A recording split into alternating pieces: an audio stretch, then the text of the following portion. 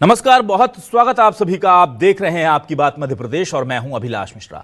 आज बात करेंगे मध्य प्रदेश के 2 लाख संविदा कर्मियों की। संविदा कर्मी हैं और यही सबसे बड़ा इनका दर्द है, क्योंकि 20-25 साल नौकरी करने के बाद भी इन्हें यह नहीं पता कि इनकी नौकरी कब चली जाए। इस डर को दूर करने के लिए नियमितीकरण की मांग ये पहले दिन से कर रहे हैं। कोई भी सरकार बनती है तो कहती है कि आपका नियमितीकरण होगा, पर होता नहीं। शिवराज सिंह चौहान 15 साल तक कहते रहे कि आपको नियमित करेंगे, नहीं कर पाए। और सरकार जाने के ठीक पहले, मतलब कि विधानसभा चुनाव से ठीक पहले 2023 में भी उन्होंने ऐलान किया, बाकायदा महापंचायत बुला करके, और कहा कि हम संविदा कर्मियों की नौकरी को पुख्ता करने की व्यवस्था करेंगे, अनुकंपा नियुक्ति मिलेगी, उन्हें बीमारी में इलाज की व्यवस्था होगी। तमाम तरह की बातें उन्होंने कही और ये सब हम करने जा रहे हैं। चुनाव से ठीक पहले ये वादा किया, चुनाव जीते भी, लेकिन शिवराज सिंह चौहान मुख्यमंत्री फिर आगे नहीं बने मोहन यादव जी। मोहन यादव जी ने आज फिर संविदा कर्मियों का महासम्मेलन बुलाया और कहा कि 2023 के जो वादे कुछ अधूरे रह गए, कुछ हमने पूरे कर दिए, कुछ अधूरे रह गए, उन्हें पूरा करने के लिए एक समिति बनाई जाएगी और उस समिति में संघ के पदाधिकारी, यानी संविदा कर्मियों का जो संघ है उसके पदाधिकारी और प्रशासन के अधिकारी मिलकर सारी कार्रवाई तय करेंगे। इसके बाद एक बड़ी उम्मीद जगी है कि शायद संविदा कर्मियों के नियमितीकरण का रास्ता साफ हो गया है, बाकी मांगे भी जल्द पूरी हो जाएंगी, ऐसी उम्मीद है। पर एक वर्ग और कांग्रेस ये भी मान रही है कि ऐसे वादे तो पिछले 15 साल से, 18 साल से, 20 साल से करती आ रही हैं सरकारें, पूरे नहीं हो रहे। तो क्या इस बार बन जाएगी बात? इसी मुद्दे पर शुरू करते हैं आपकी बात।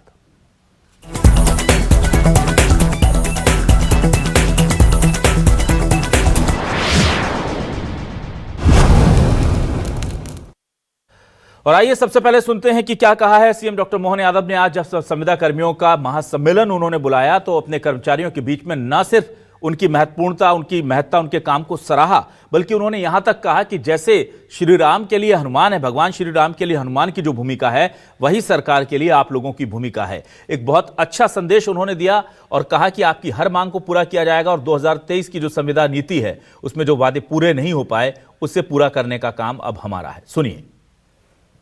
जैसे भगवान श्री राम को हनुमान जी की आवश्यकता है, हमको भी आपके साथ काम करना है।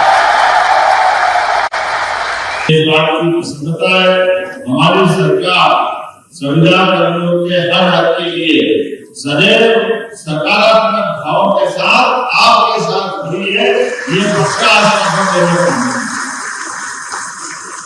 आपकी सेवा सुरक्षा, पारिश्रमिक सुधार, नागरिक स्थिति, सामाजिक स्थिति और भविष्य की स्थिरता से जुड़े विषयों पर सरकार गंभीरता पूर्वक आपके साथ है। ये पक्का है। हमारी कोशिश से नियम, न्याय, युक्ति संतुलन के दायरे में अधिकतम समाधान निकालने और समाधान निकालने में उसमें आपका सम्मान भी और आपकी सुरक्षा भी सुनिश्चित करेंगे। ये पक्का है, इसमें कोई शंका नहीं। उधर संविदा कर्मचारी संघ के अध्यक्ष, उनका क्या कहना है, रमेश राठौर का क्या कहना है, जो इस लड़ाई को बहुत लंबे समय से लड़ रहे हैं, ये भी सुन लेते हैं। कोई नई घोषणा संविदा कर्मचारियों के नियमितीकरण जैसा कोई घोषणा माननीय मुख्यमंत्री जी करेंगे कि नियमित कर्मचारियों के समान सारी समस्त सुविधाएं, नियमितीकरण आदि, लेकिन ऐसी कोई घोषणा नहीं हुई। 2023 की जो संविदा नीति थी उसी का पालन जहाँ नहीं हुआ है और जो बिंदु लागू नहीं हुए उन्हीं के संबंध में चर्चा हुई है। संविदा कर्मचारी चाहते हैं कि संविदा कर्मचारियों का नियमित किया जाना चाहिए, संविदा कर्मचारियों को नियमित कर्मचारियों के समान महंगाई भत्ता आदि समस्त सुविधाएं मिलनी चाहिए। 20 साल हो गए, 25 साल हो गए, एक तरफ मध्य प्रदेश शासन जो नक्सली हैं उनको सारी सुविधाएं प्रदान कर रही है, उनको नौकरी और जब आत्मसमर्पण करते हैं तो उनको सारी सुविधाएं मिलती हैं। तो नियमित कर्मचारी तो पढ़े लिखे और अच्छे इतने सालों से शासकीय हुए, उनको समस्त सुविधाएं नियमित कर्मचारियों जैसे देते हुए नियमित करना चाहिए। और इस पूरे मुद्दे को लेकर के कांग्रेस निशाना साध रही है और कहा जा रहा है कि बीजेपी हमेशा से छलावा करती है। इनके पूर्व सीएम भी इस तरह का आश्वासन देकर गए, कुछ काम नहीं हुआ और अब एक बार फिर से सीएम ने आश्वासन दिया है। बीजेपी कह रही है कि कर्मचारियों के हित में जो होगा हम करेंगे और हमने करके दिखाया है। दोनों के बयान सुनिए। कि आक्रोश को, उनकी मांगों को डाइल्यूट करने का ये प्रयास है। ये सिर्फ एक इवेंट है जिसमें लोगों को बुलाते हैं, अच्छा पंडाल लगाते हैं और खाना खिला के फ्री कर देते हैं। जो मांगे कर्मचारी संगठन, आशा कार्यकर्ता, आंगनवाड़ी कार्यकर्ता, स्थायी कर्मचारी कर रहे हैं, उनकी मांगों के आसपास तक ये भाजपा सरकार नहीं पहुंच पाई है। 4 लाख करोड़ का बजट है, 2 लाख करोड़ जो है आप भ्रष्टाचार में खर्च कर देते हैं। भाजपा से कुछ नहीं होना है। सारे कर्मचारियों की, युवाओं की और सभी वर्गों की जो मांग है वो कांग्रेस ही पूरा कर सकती है। इसमें भारतीय जनता पार्टी सरकार के लिए संविदा कर्मी और उनके परिवार के सदस्य की तरह हैं और सरकार द्वारा सहानुभूति पूर्वक उनकी अधिकांश मांगों को पूरा किया गया है और जिन मांगों की अभी भी दरकार है सरकार उन पर भी सहानुभूति पूर्वक विचार करेगी और जितनी यथासंभव होगी उनकी जायज मांगों को पूरा किया जाएगा। भारतीय जनता पार्टी सरकार सदैव इन परिवारों के साथ रही है और भविष्य में भी इनके लिए सरकार लगातार कदम उठाती रहेगी। और आइए अब देखते हैं आज के सवाल क्या है। सवाल लेकर आ रहे हैं आपके टेलीविजन स्क्रीन पर। हमारे सवाल आज के ये रहे आपके सामने। संविदा कर्मियों के महासम्मेलन में सीएम का बड़ा बयान, आप हमारे लिए वैसे जैसे राम के लिए हनुमान। सीएम बोले 2023 की संविदा नीति की हर बात होगी पूरी, संघ के पदाधिकारियों के साथ। संविदा कर्मी संघ बोला नियमितीकरण की मांग पर कब होगा फैसला, कांग्रेस बोली बीजेपी ने सबको छला। 1.5 लाख संविदा कर्मियों के अच्छे दिन आएंगे, सीएम बोले नियमितीकरण और बाकी वादे जल्द निभाएंगे। ये बात कही है सीएम मोहन यादव ने। और अब जाहिर सी बात है कि 2 लाख कर्मचारियों का ये मामला है, लाखों परिवार के जो सदस्य हैं वो भी इससे जुड़े हुए हैं। और हमारे साथ इस पूरे मसले पर बातचीत करने के लिए कुछ खास मेहमान हैं। सीधे रुख करता हूं, तारुफ पहले अपने दर्शकों का उनसे करा देता हूं। मेरे साथ बीजेपी से सरकार का और पार्टी का पक्ष रखने के लिए वरिष्ठ नेता और प्रवक्ता बृज गोपाल लोया जी जुड़ गए हैं, उनका बहुत स्वागत करता हूं लोया जी आपका। कांग्रेस से हमारे साथ वरिष्ठ नेता प्रवक्ता अवनीश बुंदेला जी जुड़ गए हैं, उनका बहुत स्वागत करता हूं। संविदा कर्मचारियों की तरफ से लड़ाई लड़ने वाले रमेश राठौर जी हमारे साथ जुड़े हैं, अध्यक्ष हैं मध्य प्रदेश संविदा कर्मचारी संघ के, उनका भी स्वागत करता हूं। और साथ ही साथ वरिष्ठ पत्रकार के तौर पर राजेश सिरोठिया जी हमारे साथ जुड़ गए हैं, सिरोठिया जी का भी बहुत स्वागत करता हूं। सबसे पहले रमेश जी आपके पास आता हूं। आज बड़ी उम्मीदों से आप गए थे कि आज कुछ बड़ा हो जाएगा क्योंकि महासम्मेलन था, पर आपको वहां से क्या मिला है? देखिए सीएम ने आकर के ऑन रिकॉर्ड कहा है कि आप 2023 के सारे वादे पूरे होंगे, तो ये चीज आपको, ये जो भरोसा है इस पर आपको तसल्ली हुई या नहीं?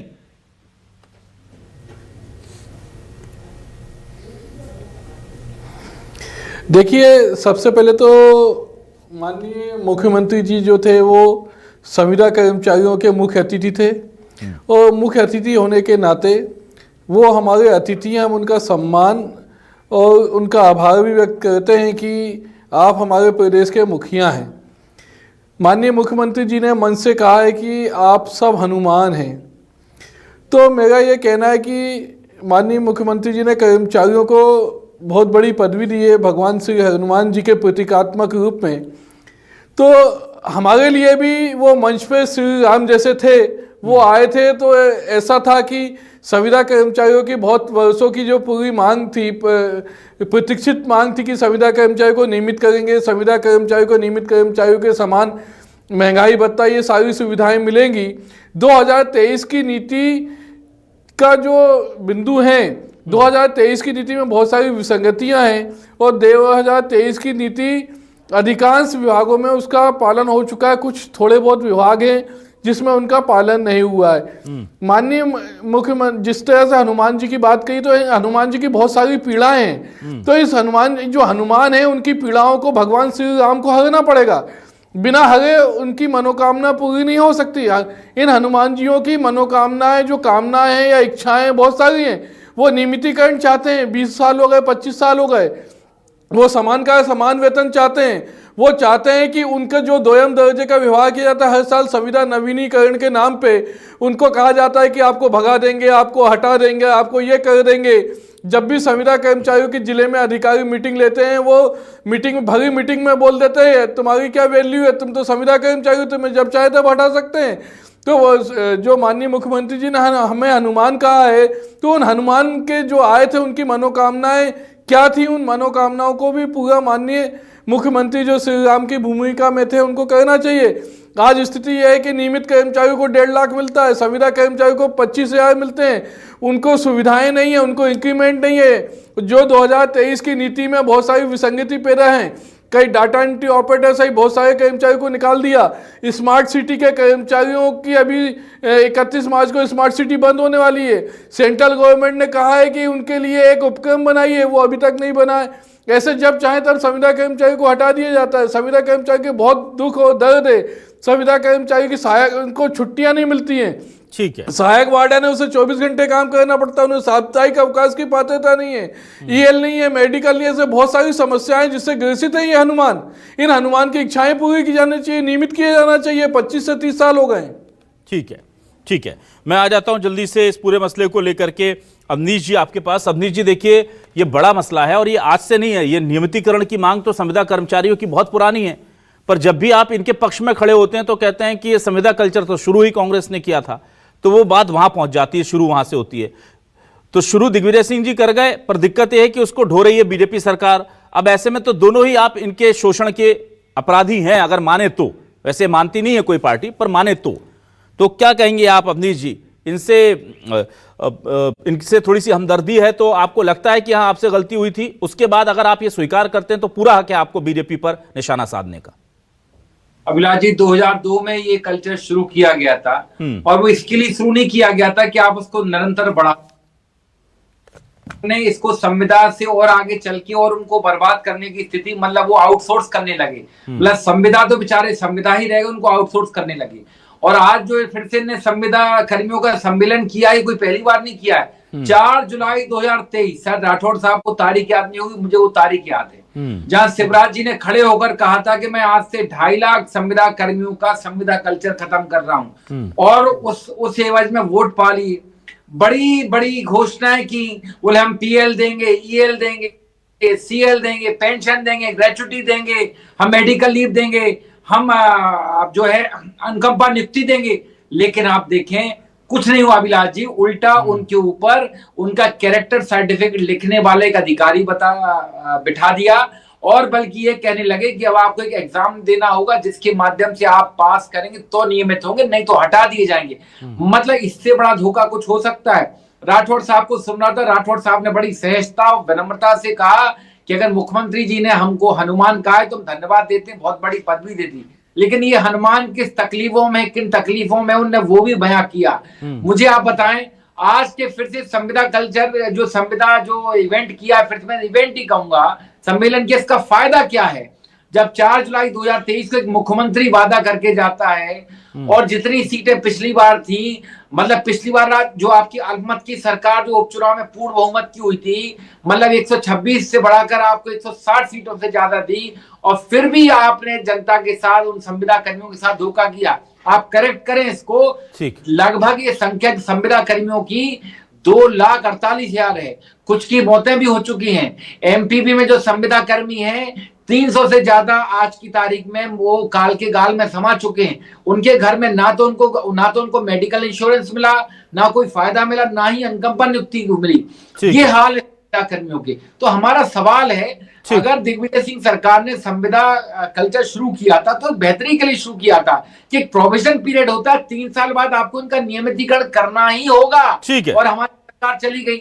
हमने तो अब याद करें, हमने तो ओबीसी आरक्षण भी दिया था, जिसको उमा भारती ने खत्म किया था। उसका फिर से कमलनाथ जी उन्होंने फिर दिया था 27%, जिसमें शिवराज जी ने फिर रोड़े अटकाए थे, जो कोर्ट के माध्यम से फिर लोगों को मिला। तो देखिए, हमने हमेशा बेहतरी के लिए किया, लेकिन बाद में भारतीय जनता पार्टी हमेशा उस आधार पर राजनीति करती है और सिर्फ वोटों की। ठीक है अवनीश जी, ठीक है, चलिए मैं आऊंगा आपके पास दोबारा से। अभी यूजीसी के माध्यम से जो इन्हें निर्णय लिया था उसमें भी ये बेनकाब हुए हैं। ठीक है, माननीय सर्वोच्च न्यायालय ने जिनको लताड़ लगाई है। ठीक है, उस पर हमारी कल डिबेट थी सर, हम इसी पर रहते हैं विषय पर। ठीक है, मैं जल्दी से बृजगोपाल लोहिया जी आपके पास आता हूं।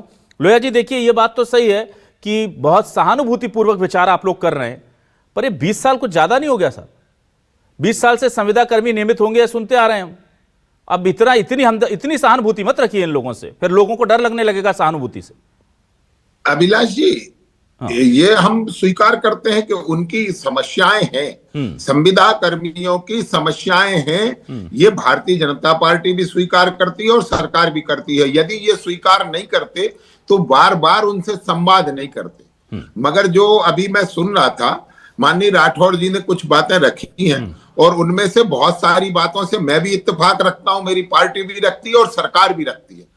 इनमें से आज पहली बार आपने कभी किसी से सुना होगा कि कोई मुख्यमंत्री माननीय डॉक्टर मोहन यादव जी ने स्वयं कहा कि 2023 में आपसे हमने जो संवाद किए थे और जो हमने घोषणाएं की थी उनमें कुछ कमियां रह गई हैं, कुछ का परिपालन अभी तक नहीं हुआ है, उनका परिपालन सुनिश्चित कराना हमारी सरकार की जिम्मेवारी है। दूसरी बात, अविनाश जी अभी एक और बात कह रहे थे, वो कह रहे थे कि ये हमने जो कल्चर शुरू किया था 1994 में आपने मध्य प्रदेश में कर्मी कल्चर शुरू किया था और 8 दिसंबर 2003 तक आपकी सरकार थी।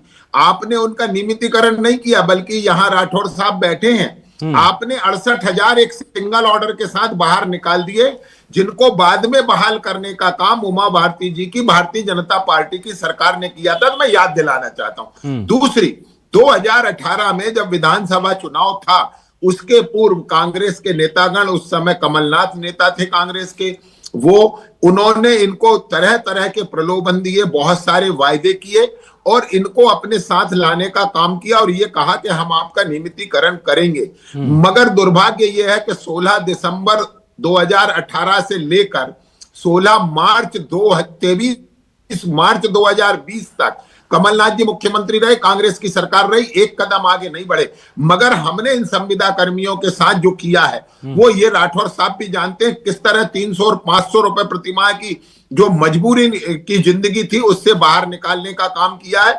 हम ये जरूर कहते हैं कि वहां तक नहीं पहुंच सके जितनी उनकी अपेक्षा है और जितना उन्हें हक मिलना चाहिए। मैं एक बात और कहता हूं, आज जो माननीय मुख्यमंत्री जी ने कहा है कि आपको ग्रेजुइटी मिलना चाहिए, ग्रेजुइटी अगर मिलती है, आपको पेंशन फंड का लाभ मिलता है, आपके मेडिकल की सुविधाएं मिलती हैं, मेडिकल के अवकाश मिलते हैं, तो मुझे लगता है ये बहुत कुछ आप स्थायी कर्मियों के बराबरी से पहुंच जाते हैं। मगर एक बात और आज माननीय मुख्यमंत्री जी ने कही है कि हम जो काम रह गए और इनका नियमितीकरण किस तरह किया जा सकता है, उसके लिए हम एक समिति का गठन करेंगे जिसमें अधिकारी भी होंगे और ये जो संविदा कर्मियों का संगठन है इनके प्रतिनिधि भी होंगे। अब ये दोनों मिलकर किस तरह से एक रूपरेखा बनाएंगे कि किस तरह हम उनका नियमितीकरण करें। क्योंकि देखिए एक बात और कर दूं, शिक्षा विभाग में जो हमारे अतिथि शिक्षक हैं उनको नियमितीकरण करने में उनको अतिरिक्त नंबर भी दिए गए और उनको आरक्षण का लाभ भी दिया गया 25%। तो इस तरह कौन सी एक प्रक्रिया जो हमारे संविदा शिक्षक संघ है उनमें और सरकार के बीच में तय होगी, ठीक है आऊंगा आपके पास, में तय होगा। मगर सरकार की मंशा साफ है और सरकार ईमानदारी से उनके कल्याण के लिए काम करना। ठीक है लोया जी, ठीक है। मैं जल्दी से आ जाता हूं। राजेश जी, क्या समझे हम, सरकार की मंशा साफ है? क्योंकि देखिए एक बात आकर के सीएम डॉक्टर मोहन यादव ने कही, भरे मन से कही, ऑन रिकॉर्ड कही कि 2023 की जो संविदा नीति है वो हम पूरी लागू करेंगे और जो कमी रह गई उसको भी हम ठीक करेंगे। दूसरा एक पॉजिटिव उनका अप्रोच ये दिखता है कि उन्होंने कहा है, अमूमन समिति बनाती है तो समझते हैं लोग कि लटका दिया मामला, पर वो कह रहे हैं हम संविदा कर्मियों के संघ के जो लोग हैं उनको भी इसमें शामिल कर रहे हैं। तो क्या हमें नियत पर भरोसा रखना चाहिए? पर दिक्कत यह है कि संविदा कर्मी नियमितीकरण की जो उनकी सबसे बड़ी मांग है उसके लिए वो 20 सालों से इंतजार कर रहे हैं।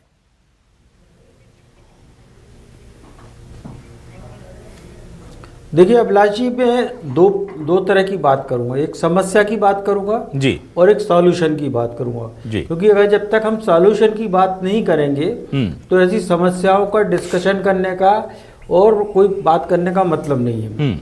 अर्जुन सिंह जी एक ऐसे मुख्यमंत्री थे जिनके यहाँ पर जो है ये इस तरह की नौकरियां नहीं मिलती थी, पक्की नौकरियां मिलती थी जब तक अर्जुन सिंह जी मुख्यमंत्री रहे। मोतीलाल वोरा जी के समय भी ये काम चलता रहा, लेकिन जब दिग्विजय सिंह आए तो उसके बीच में जो अंतराल था तो दैनिक वेतन भोगी जो है वो नौकरियों में आ गए। तो जब 93 का चुनाव हो रहा था तो जो वीरेंद्र खोगल थे कर्मचारी कांग्रेस के अध्यक्ष, उनने कहा कि इनको आप बहाल करने का वादा करिए। दिग्विजय सिंह ने कहा तुम चिंता मत करो, मैं सबकी प्रॉब्लम निपटा दूंगा। और हालत ये हुई कि उन्होंने 2-3 साल के अंदर ही 28,000 दैनिक वेतन भोगी कर्मचारियों को एक सिरे से निपटा दिया, उनकी नौकरी से ही बाहर कर दिया। उसके बाद में उन्होंने ये कहा कि जब प्राइवेट स्कूल में टीचर 4-5 हज़ार रुपये में नौकरी कर सकते हैं तो हम ऐसी शिक्षाकर्मी व्यवस्था से हम इनसे भी काम कराएंगे।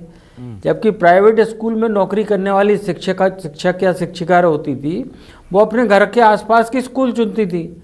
अब आप 4,000 5,000 में 20-20 25-25 किलोमीटर दूर की स्कूल में भेजने का आपने कल्चर किया। और शिक्षाकर्मी जो गुरु होते हैं उनको आपने शिक्षाकर्मी बना दिया।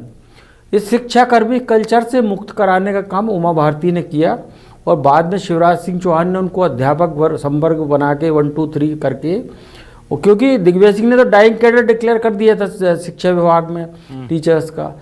अब बात आई फिर ये दैनिक वेतन होगी, अपना आपका संविदा नियुक्ति वाला मामला शुरू हुआ। तो संविदा वाले जो है ना, इनको भी सब लोक लुभावन सब झुलासे देते रहे और अब उसके बाद में आउटसोर्स कल्चर आ गया है। क्या हमारी सरकार की कोई रिस्पॉन्सिबिलिटी नहीं है? एक कोई फला कंपनी को हमने कॉन्ट्रैक्ट दे दिया है, वो कंपनी जो है जितने भी पैसे में किसी को रखे तो सरकार के हिसाब से उसको उपलब्ध करा दे। माने कर्मचारी या युवा वर्ग जो है वो उनके लिए कीड़े मकोड़े हो गए, जो आउटसोर्स कल्चर आज आ गया है। तो आपको मैं ये कहना चाहता हूँ इसका सॉल्यूशन एक है, क्योंकि ये हम राजनेताओं को, कांग्रेस को, भाजपा को किसी को दोष दे के नहीं कर सकते। अगर किसी मुख्यमंत्री में या मोहन यादव में अगर बहुत दृढ़ इच्छा शक्ति है ये करने की, तो वो ये कह दें कि जब तक ये दैनिक वेतनभोगी अपने संविदा कर्मचारी जो है इनका आप नियमितीकरण नहीं करते, तब तक आपका भी इंक्रीमेंट रोका जाएगा, आपकी भी पदोन्नति रोक दी जाएगी। क्योंकि जो एक हायरार्की बनी हुई है प्रशासन में, उसमें आईएएस जो है वो डिप्टी कलेक्टर्स को प्रताड़ित करता है, आईपीएस जो है डीएसपीस को प्रताड़ित करता है। भाई रोक दीजिए ना आप इनके प्रमोशंस, कि आप पहले अपने नीचे वालों के प्रमोशन करिए, उनका नियमितीकरण करिए, तब हम आपको करेंगे। वो तो 1 तारीख को जैसे 31 जनवरी होती है अपना डीए लेने खड़े हो जाते हैं, अपने प्रमोशन के लिए खड़े हो जाते हैं, एक दिन की देर उनके लिए नहीं होती। तो ये दोहरे मानदंड क्यों होते हैं? क्योंकि ब्यूरोक्रेसी को सिर पे बिठा के रखा है हमारे नेताओं ने और उनसे अपनी बात नहीं कहलवा पा रहे हैं। तो अगर आपको करना है वाकई में, वाकई गंभीर है, तो आपको जो ये सारी ब्यूरोक्रेसी है, वित्त विभाग है, इन सबके ऊपर नकेल कसना पड़ेगी। ठीक है सर। और कहेंगे कि जब तक इनका नहीं होगा आपको भी नहीं मिलेगा। ये बहुत अच्छी बात समानता आपने का कही। सिद्धांत यही कहता है। बिल्कुल। तो ये सॉल्यूशन है मेरे तरफ से। अगर करना चाहेंगे तो सही बात है, फिर बड़ी बड़ी चीजें हो जाती हैं। मैं जल्दी से वापस रमेश राठौर जी आपके पास आता हूं। रमेश राठौर जी, देखिए कौन कौन से बिंदु रह गए हैं। एक तो नियमितीकरण हमको साफ दिखता है, और ऐसे कौन से बड़े बिंदु हैं जो 2023 की जो संविदा नीति की बात कही थी शिवराज सिंह चौहान जी ने, उसमें रह गए हैं। कुछ तो वो कह रहे हैं 50% से ऊपर हमने कर दिए हैं। कौन से बड़े 2-3 बिंदु, 4 बिंदु आप बताना चाहें? देखिए मुख्यमंत्री जी ने घोषणा बहुत अच्छी की थी, लेकिन जो आदेश निकले उसमें बहुत सारी विसंगतियां हैं। 50% आरक्षण की बात है, 50% आरक्षण एग्जाम के उसमें एग्जाम देना होगा, वो जो 50% भी ऐसा बिंदु उसमें लगा दिया है जिसकी वजह से 5% भी आरक्षण नहीं मिल पाएगा। उसके बाद संविदा कर्मचारियों का वार्षिक जो हर साल नवीनीकरण होता है उसको ऑटो रिन्यूअल के मोड पे होना था, वो नहीं हो पाएगा। उसमें भी कई किंतु परंतु हैं। बहुत सारे लोग उसमें महंगाई भत्ते का प्रावधान करना था, महंगाई भत्ते की जगह सीपीआई इंडेक्स का कर दिया। आप जब पंचायत कर्मी, शिक्षा कर्मी, वहीं जन अभियान परिषद के संविदा कर्मचारी, उनका नियमितीकरण कर सकते हैं, गुरुजियों का कर सकते हैं जिनकी पिछले दरवाजे से नियुक्ति हुई थी। आप डॉक्टर, जो संविदा डॉक्टर, उनका नियमितीकरण कर सकते हैं। तो बाकी संविदा कर्मचारियों को क्यों नहीं कर सकते? सबसे बड़ी बात यह है, जन अभियान परिषद के संविदा कर्मचारियों को इसी शासनकाल में आपने क्यों किया? बाकी संविदा कर्मचारियों को क्यों नहीं कर सकते? जिस नीति से उनका किया उसी नीति से बाकी संविदा कर्मचारियों को कर दो। ये भेदभाव क्यों? जब आप हनुमान मानते हैं तो हनुमान जी की जो पीड़ा है उसको भी दूर करना चाहिए। ठीक है, बढ़िया। आपने अच्छे तरीके से बताया क्या क्या प्रॉब्लम्स थी। मैं जल्दी से आता हूं। अवनीश जी, देखिए कहा कि बोला गया था कुछ और जो किया गया है, जिसकी बात लोया जी कर रहे थे कि हमने बहुत कुछ कर दिया, उसमें भी इतनी सारी कंडीशन अप्लाई कर दी हैं कि वो उसका सही तरीके से फायदा नहीं मिलता। एक एग्जाम्पल के जरिए रमेश राठौर जी की उस तकलीफ को लोया जी आप भी सुनिएगा, बताते हैं कि अगर कहीं वैकेंसी निकलती है तो आपके कहने से जनता के बीच में ये तात्पर्य जाता है कि 25 या 50% आरक्षण है, अगर 100 वैकेंसी निकली तो 50 जो है संविदा कर्मियों को मिल जाएंगी। पर ऐसा होता नहीं है, क्योंकि उस विभाग में संविदा के पद ही अगर 4 हैं तो भले ही वो 50% आप दे रहे हैं तो उनको संविदा कर्मियों के लिए आरक्षित कितनी होंगी? 2। अब ये जो आपने खेल खेला है अधिकारियों ने, आपसे मतलब मेरा व्यक्तिगत तौर पर नहीं है, माफी चाहूंगा, जो एक खेल खेला है अधिकारियों ने, कहा था कि हम 50% आरक्षण दे देंगे संविदा कर्मियों को, और मिल रहा है कितना परसेंट? कईयों में तो 0 मिला है।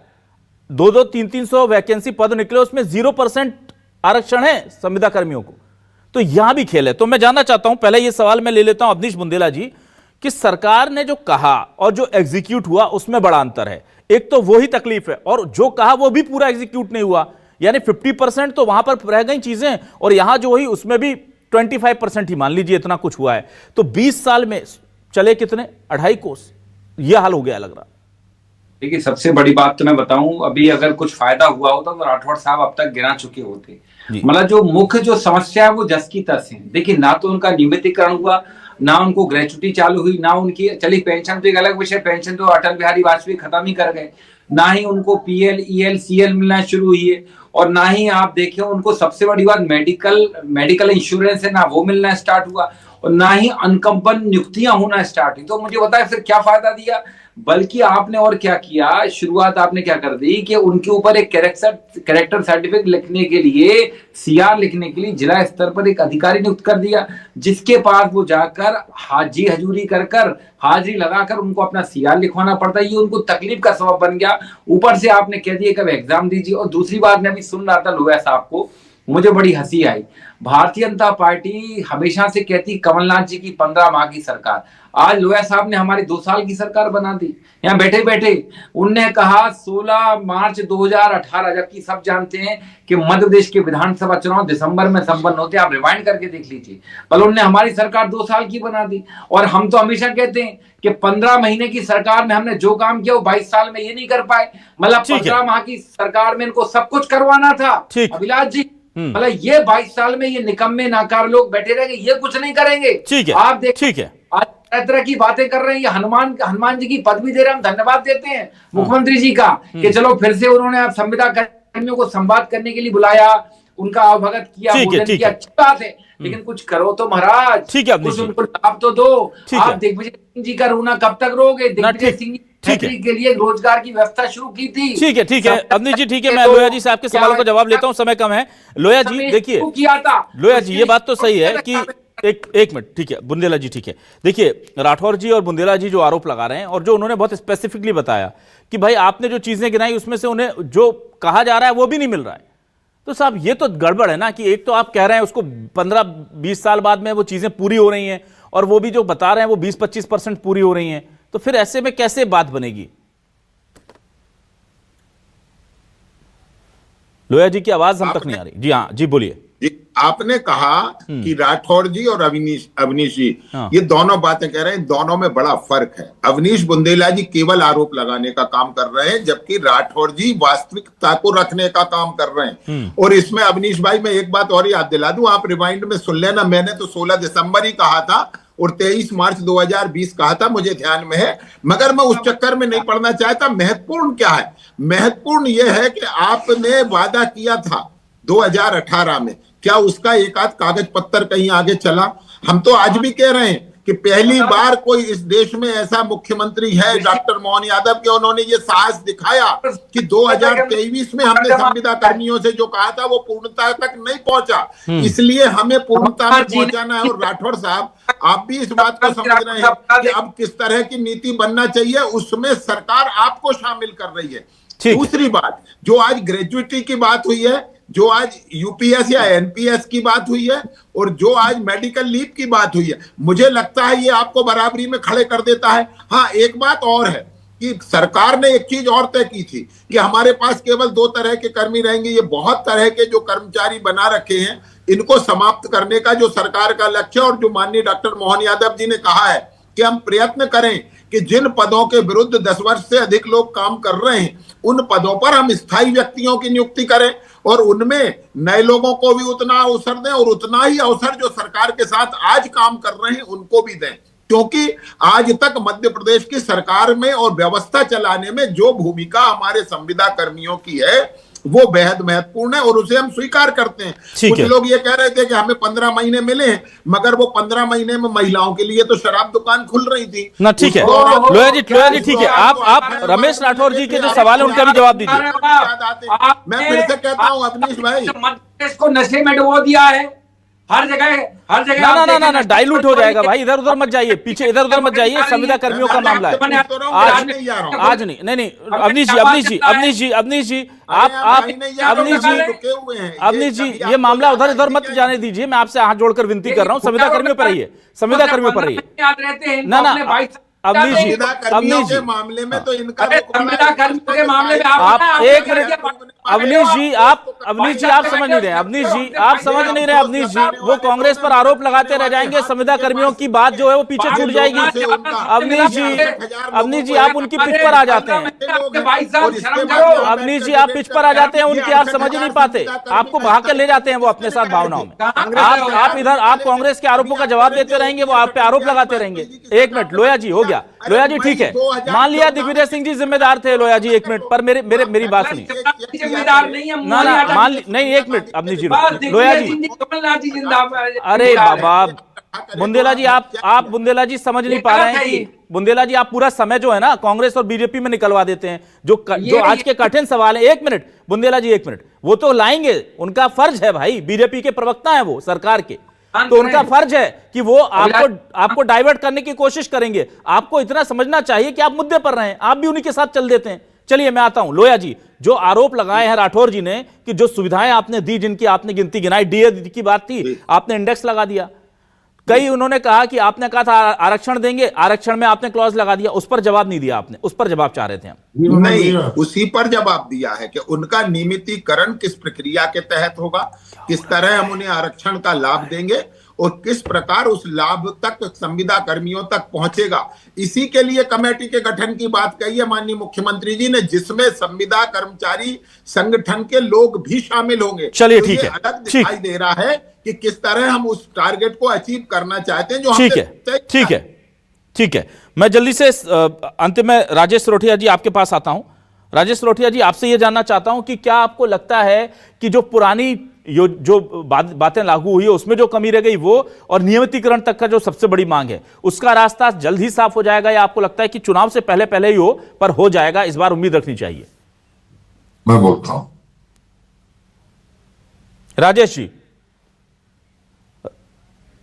राजेश जी क्या आप हमें सुन पा रहे हैं?